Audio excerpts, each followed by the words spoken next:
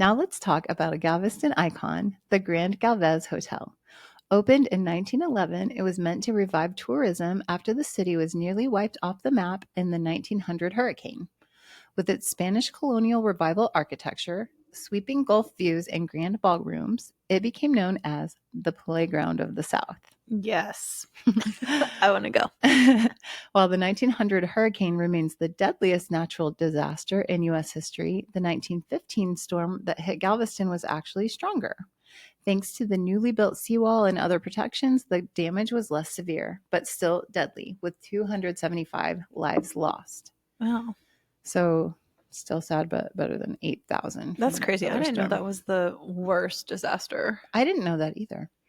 Legend says that as the storm approached, guests of the Galvez popped champagne and danced through the night, possibly hosting one of the first ever hurricane parties. Woohoo! Heck yeah! We love a hurricane party. Get those snacks. After W.L. Moody Jr. purchased the Galvez in 1940, the hotel took on a new role during World War II as a 5-star base of operations for the U.S. Coast Guard. They have everything awesome. The Coast Guard always has the best stuff. They're like, this place looks great. We'll take it. Yeah. They're like, well, they're always by the coast, so that's a perk. I mean, yes. For 2 years, tourist reservations were paused as the building became a strategic military facility. When it reopened to the public, the Galvez stepped into a new era, becoming a glamorous hotspot for the booming gambling scene that swept through Galveston from the 1940s into the mid-1950s. Oh. I didn't know that either. Over the years, the Galvez has hosted its share of high-profile guests, including several U.S. presidents. Franklin D. Roosevelt stayed in 1937. Dwight D. Eisenhower visited in 1949. Vice President Richard Nixon checked in during 1955. And Senator Lyndon B. Johnson paid a visit in 1959. Cool. But behind the glamour is heartbreak and hauntings. Mm-hmm. Let me introduce you to Audra, perhaps the most infamous and tragic spirit still lingering at the Grand Galvez. We have a little friend here with us, and this is Lola. Hi, Lola. She too loves ghost stories. Yes.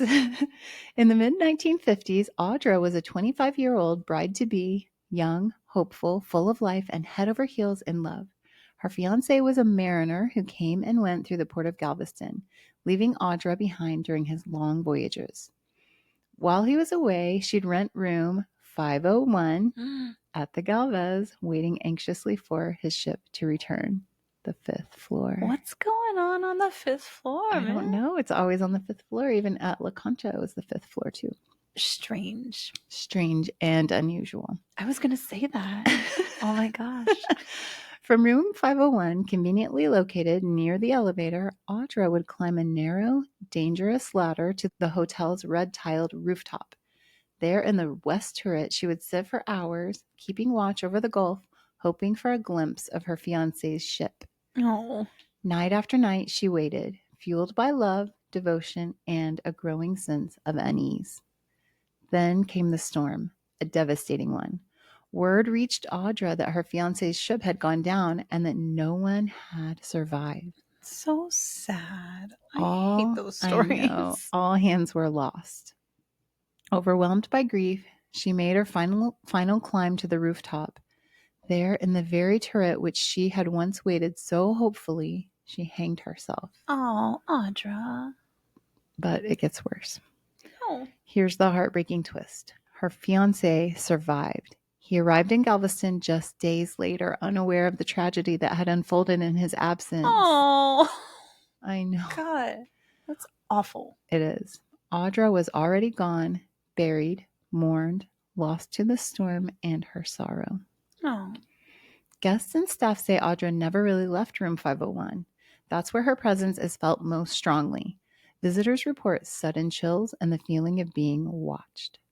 Doors slam without warning, lights flicker, and TVs turn on and off on their own.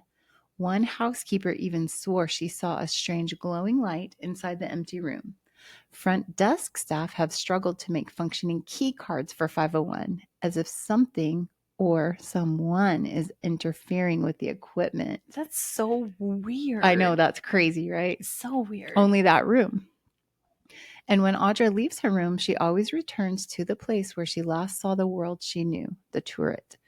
Guests say they've seen a soft light glowing inside the west turret, especially during renovations, even when no lights should be on. Hotel staff have investigated, but no source for the mysterious glow has ever been found. Wow. Some say that Sister Catherine, who was one of the nuns from St. Mary's Orphans Asylum, as well as some of the children, also haunt the hotel.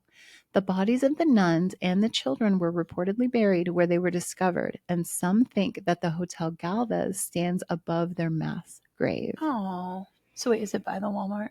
Yeah, I think it's like they're right near each other. Okay. Children are heard running and laughing, and there have been reports of a ghostly girl in 19th century clothing bouncing a ball. That's a little spooky. Yeah, that's scary. There have been reports of people smelling the scent of perfume in empty rooms, and even a phantom bellhop who disappears when you turn around. The Galvez has embraced its ghosts. They have a whole section on their website committed to their own haunted history tours, and every Halloween, the place becomes a hub for ghost hunters hoping to catch a glimpse of Galveston's most glamorous spirit. I love it. Yeah. I love that. I like that too. I really like when places don't shy away from the paranormal things that people experience. Yeah. And also, you might as well use it. Make Yeah. it up. A little further inland, we find Ashton Villa, an elaborate 3-story mansion built in 1859 by James Brown, one of Texas's wealthiest men. The home is a gorgeous example of Italianate architecture made of brick and iron and spared by the 1900 hurricane thanks to its sturdy construction. Oh. It's also an essential part of Texas history. This is where General Gordon Granger is believed to have announced General Order Number 3, proclaiming the freedom of enslaved people in Texas on June 19th, 1865, Juneteenth. Oh, isn't that interesting? That is. But while the living come to celebrate, the dead don't seem to have left. Ashton Villa is said to be haunted by the Brown sisters, particularly Betty, a fiercely independent woman and artist who never married. Love those ladies. Yeah, Betty. A choice that raised eyebrows among Galveston's elite, but seemed to suit her just fine. She traveled the world, collecting art, furnishings, and clothing, and brought them back to Ashton Villa. Many of these items are still displayed in the house today. Her boldness extended beyond her lifestyle. She was also an early supporter of women's rights and was known for her strong opinions, quick wit, and sense of style. In fact, she often wore pants. The nerve. Something highly unusual and borderline scandalous for a woman of her time. When was that? 18, let's see. Well, I'm not sure when they were there. It was after Juneteenth, 1865. I'm not sure what the year was for her. Wow, Betty. Yeah, you Betty. Rebel. She was wearing pants in the family. My mom.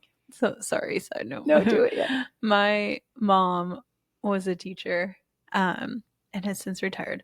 But when she first started teaching, it was like the 70s, and she wore pants to school. She was the first one to wear pants, and it was a whole thing. So you go, Patty. Yeah, Patty. Patty and Betty. I love that. Rebel rousers. Heck yeah. I love that. So, guests have seen Betty's apparition gliding down the staircase or passing by a second-story window. Lights flicker, doors slam on their own, and cold spots linger in certain rooms. One piano plays by itself. No one in the family played, but people suspect it's Betty's sister, Tilly, making herself known. Tilly, what song are you playing? I don't know. Deep in the heart. He's like, the stars at night are big and bright, deep in the heart of Texas. During public tours and private events, staff have reported feeling watched, and some have even seen a woman in Victorian dress disappear around corners. Oh, I love that. Mm-hmm. Some visitors also claim to see Betty's portrait momentarily shift expressions or feel sudden, intense chills while standing near it. Whether or not that's just psychological suggestion, it's hard to ignore the number of reports from unrelated sources. That's cool. It's like the Haunted Mansion. Yeah. Despite all the paranormal talk, Bettie Brown is often described as a playful or protective spirit rather than a menacing one. Her lingering presence seems more tied to her deep love for her home and legacy rather than any unfinished business. Ashton Villa is a place where history is very much alive, and so are the spirits that made it. That's awesome. I know. I love that one. Yeah, I want to go there. Cool. Me too. I know we should take a trip to Galveston. That would be awesome. Road trip. All right. Finally, we end our ghost tour at the Moody Mansion. Built in 1895, it's a 2,800 square foot time capsule of Victorian wealth and splendor. The mansion was purchased by W.L. Moody Jr. I feel like all these people have two initial names. Like this is like the second or third one, I think. Is that a Texas thing? I don't know. What can we call you? I don't have that many initials, unfortunately. We'll add a few in there. So it was purchased by W.L. Moody Jr. after the 1900 storm, and the Moody family lived there for generations. Now a museum, the house still contains original furnishings, artwork, and, if you believe the stories, a few lingering members of the family. Lingering. Staff and visitors have reported hearing footsteps on the grand staircases when no one's there and doors that open or close by themselves. The grand piano in the music room is known to play a few soft notes, unprompted, usually when the house is otherwise quiet. Mm-hmm.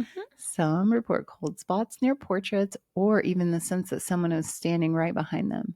But one of the eeriest encounters came from a night security guard who reported seeing a woman in period clothing glide down the central hallway and vanish through a closed door. Ooh.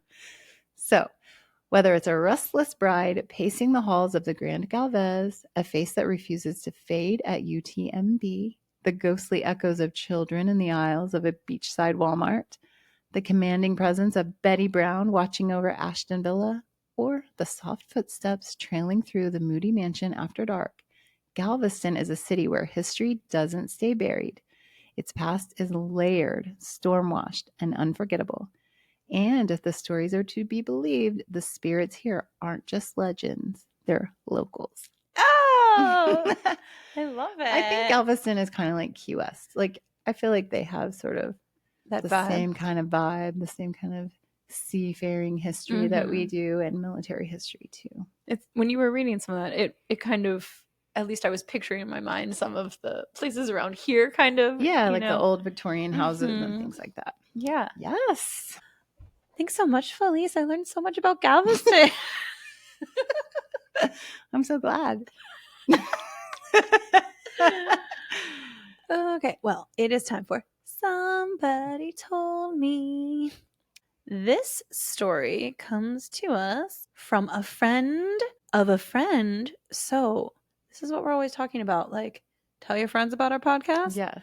Tell your friends to tell your friends. That's what happened. Yeah. And then here's what happened. And now, lo and behold, we have this email. Here we go. This Somebody Told Me comes to us from Sarah, who is a friend of Leah, who has written into us before. Yes. So thanks, Leah, for doing what we're always telling everybody to do, which is tell a friend and then tell another friend and tell everybody, you know? I feel like Leah is, she's like a partial producer of our podcast. at this point, yeah. At this point, you know, Leah's like, do you need more stories? Because we're like, just keep them coming. Yep. Yeah. Also, thanks for just, repping us so yes, hard, Leah. I love that. You know what? We need to like send her something. Yeah. Okay. We'll send her a little merch, something. Something. Okay. So this is from Sarah. Hi. Thank you so much for sharing our stories, Leah, and for including me in this too. Andy and Felice, your podcast is so fun. Yay. That's what we're going for. I'm so glad Leah introduced me to it, and I've already listened to quite a few episodes. Here's just a further deep dive into the stories from the house I grew up in, including one that was really the first thing my dad encountered. This is lengthy, sorry, but I definitely wanted to include as many details as I could remember. Hopefully that helps. Okay. I don't mind lengthy We're stories. Ready. Yeah. Our second floor definitely had a really, really strange feel to it. I hated being up there alone and would do everything in my power to not have to go retrieve something from my bedroom or another room on the second floor unless one of my parents or brothers was with me. However, both my room and the room my brothers shared were eventually up there, as well as a TV area, a computer area, and a bathroom. So we did spend quite a bit of time up there anyway. But sometimes it was just so unsettling. And the feeling wasn't always that heavy and weird, but sometimes they were way more intense than others. The house was built in the 1920s, and my parents moved in right before I was born in the mid-80s. My dad totally gutted the upstairs to make it way more livable. At one point, it was an apartment, separate from the first floor of the house, that some college kids rented out in the 60s and 70s. He did an amazing job, and it felt whole from the work he had done on his end, if that makes sense. But still, something up there was just off. My middle brother suffered from night terrors pretty frequently and woke up sobbing a few times because something would tickle him awake. Oh, that's inappropriate. And then there was the breathing part that Leah mentioned. It was so weird. I would be laying in my bed and I would hear someone breathing heavily. This is not an isolated incident. I would hear someone breathing heavily near my bed, or at least within my room. That is so scary. So scary. Oh my gosh. I'm just imagining like being frozen in your bed and just putting the covers over your head. And you're just hearing if that? you're a kid. Oh my gosh, yes. That sounds so scary. I would have to tell myself it was one of my brothers sleeping and breathing loudly from their room just to force myself to go back to sleep. There is no way that that was possible, as their room was on the opposite side of the house on that floor. My brother Nick, the one who suffered from night terrors, also told me he used to hear people talking in our basement. So, our basement was the same size as the main floor of the house, and one part of it had a big room with a pool table, pinball machine, air hockey table, etc. That sounds awesome. I know, right? That's like the house you want to go to as a kid. Like, I feel like when I was growing up, I would see that on like movies and be like, yes, this is amazing. Yes. Wow. Sarah, so jealous. Yeah. I mean, not about the heavy breathing ghost, but just the pool table. The pinball machine. Air hockey. She says, not like a finished basement you would see these days, but a cement floor and wood paneling that was perfect for a bunch of young kids to just play games and rollerblade around all day. Oh my gosh, that's so fun. So fun. On the main floor, there was a bathroom that had a vent that went directly down to the basement. So if you're in the bathroom, you could hear the washing machine or dryer running. Or if someone was down there messing around, you could probably hear them. Nick said that while he was using that bathroom, on more than one occasion, he could hear adult men playing pool in our basement through the vent. What? So I have the hairs on the back of my neck are standing on. Oh my gosh. He would go down to see if my dad had friends over and they were just hanging out, but no one was ever there. And on a separate note of hearing things that weren't there, I remember running downstairs one day because I had heard my grandmother talking and I was so excited she'd come to our house to surprise us because she lived an hour away. But she wasn't there. I looked everywhere for her, even outside, and when I didn't see her car in our driveway, I called her house just to make sure. And sure enough, she answered. An hour away. Oh. She was not at our house. Whoa. So then that's like a mimic. Yeah, that's so scary. Oh no. Okay. That's really scary. Other small things always happened. Like my youngest brother Andrew would see his little Hot Wheels cars fly off of his dresser where he had them neatly arranged. Oh, just a little thing. Oh. He didn't tell me this until a few years ago and said he would always let it happen once or twice before he was just like, nope, I'm out of here, and run downstairs. Oh, poor buddy. I know. I'm picturing That's so scary. I'm picturing my son. Yeah. Like just be like watching them and be like, no, my cars. Oh, oh my gosh. Oh my. We eventually nicknamed our ghost Billy because we all kind of knew it was there, but it felt a little better to give it a name that didn't seem threatening. Okay. Billy. One summer, after I had already gone to college and didn't have to really deal with Billy anymore, my dad was upstairs working on the air conditioner window unit. He said he kept hearing something knock on the outside of the house, but found that to be so weird because he was on the second floor. It kind of stopped, so he said, Billy, is that you? If it is, go ahead and knock again. And it did. It knocked directly outside of the house on the second floor after my dad asked it to. Oh my gosh. That is, I would fall off the ladder. Right? Right? That's terrifying. I'm pretty sure he said something along the lines of, "Okay, thanks for responding. I really don't think I need your help today, so I'm going to go ahead and go." Yeah. Thanks, Dad. Like, what a dad response, right? Yeah. Wow. And he just packed up his tools and went downstairs so he didn't have to interact any further. He's a pretty calm, relaxed guy and just handles situations that way. He's like, all right, well, you got this, Billy. Oh, well. He's like, couldn't fix the AC, honey. Sorry. Wow. But I don't think Billy was the only one in that house. When I was really young, probably 2 or 3 years old, and this is the first story my dad has, I think the first really significant encounter he had with the house. My dad and I were up on our second floor watching TV while he was getting me ready to take a bath. My mom had gone to the grocery store, so just the two of us were home. As we're sitting up there, we both heard a woman's voice calling my name from the bottom of the stairs on the first floor. She said, "Sarah, Sarah," a couple of times in a quiet, calm voice. Oh my gosh. I got full chills. My dad, assuming it was my mom calling to me, sent me down to the first floor to go see what she wanted. Dad. After a few minutes, I came back upstairs and told him that Mom wasn't there. He said, "Oh, she's probably just playing a trick on us." Not something my mom would do. He came downstairs with me, but everything was dark, and it certainly didn't look like my mom was home. We walked towards the back of the house where the driveway was, and the gate at the end of the driveway was shut, indicating that she had left and closed it so the dog couldn't get out of the yard. Our motion light was also off, indicating she'd been gone for a while at this point. My dad obviously freaked out just a little. And we both went back upstairs while he tried to make sense of what had happened.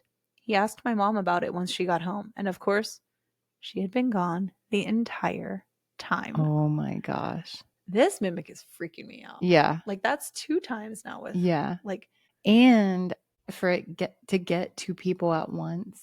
yeah. You know, like yeah. they both heard it. Mhm. That's really scary. Well, we're not done yet. But wait, there's more. The police incident was pretty wild too. Okay. I can't wait. Okay. My parents' room at the time was on the second floor at the back of the house, but all 5 of us were sleeping in rooms up there at that point. We had an outdoor pool that we loved, and my dad, being the handyman that he is, decided to build us an awesome deck around the pool so it was easier for us to hang out around it. This dad is awesome. Yeah. Oh my gosh. I love their house, except for the ghosty Right. part. I mean, there's that little detail. He had been working on this project for a few days, and that particular day he had accidentally cut through our phone line while digging into the yard. oops. I remember my brothers and I being kind of sad because we couldn't call any of our friends and had no idea if they were calling us. Pre-cell phone days. Yeah. Okay, kids. Listen up. Phones used to have cords. What? Yep. To the house and also to the wall. And Yeah. And then if you're really lucky, you had the like really long cord that you could and you could like twirl it around your finger. Mhm. It was the best. Those were the days you're missing it. And you could hang it up really hard. Yeah. If you're really mad, you could be like, hang it up. And it made a cool noise. Like you just don't get that satisfaction from the cell phone. No. Also, you could listen in on your siblings' conversations. Oh, yeah. That was the best. That night, we had a pretty bad storm. In the middle of the night during the storm, my dad woke up to someone banging on our back door and a spotlight shining into the windows of the back of the house. He ran down the stairs to the back door and opened it to 2 police officers standing on our back deck. They demanded to see my mom and said that their reason for being there was because they had received a phone call from our house from a woman who was in trouble. Ooh. My mom came downstairs to prove that she was fine. And the dad is like, oh no, everything's fine. We just cut the phone. we just accidentally cut the phone line. Nothing suspicious here. Nothing to see here, guys.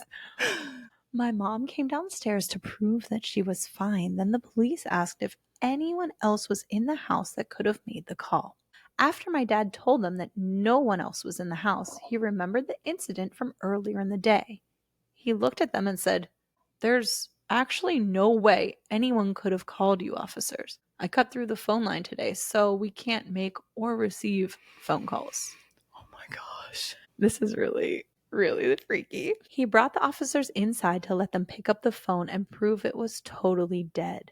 I think they were bewildered because they had definitely traced the call, and it came from inside our house. The call is coming from inside the house. Oh, what is that? What's that? Was it story? from Scream? Well, but there's an old, like yeah, an old ghost story. Yeah. Okay. They were adamant it had come from inside our house. Those last two stories are the big ones I've always known about, and the knocking on the outside of the upstairs window was a story my dad shared with me more recently.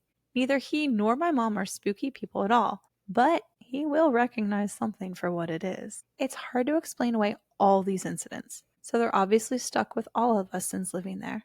My parents unfortunately moved out of that house about 6 years ago. And while he keeps in touch with the young couple that bought it, he's never heard them mention any spooky stuff happening there. I'm sure I could ask my brothers for more stories, but I think we all just didn't want to deal with it while we were there and tried to just ignore it and hope it wouldn't bother us too much. I'm sure that when things are happening like so regularly, you, in order to just survive and be normal and sane, you probably have to kind of do that, like compartmentalize a little bit and be like, well, it's not hurting us. Yeah. So let's just or ignore explain it. it away Yeah. or whatever. None of us have had any spooky experiences since leaving that house, so I think it definitely is something that stayed there. Hopefully, these are kind of interesting stories to share. I'll say. Dang. Kind of.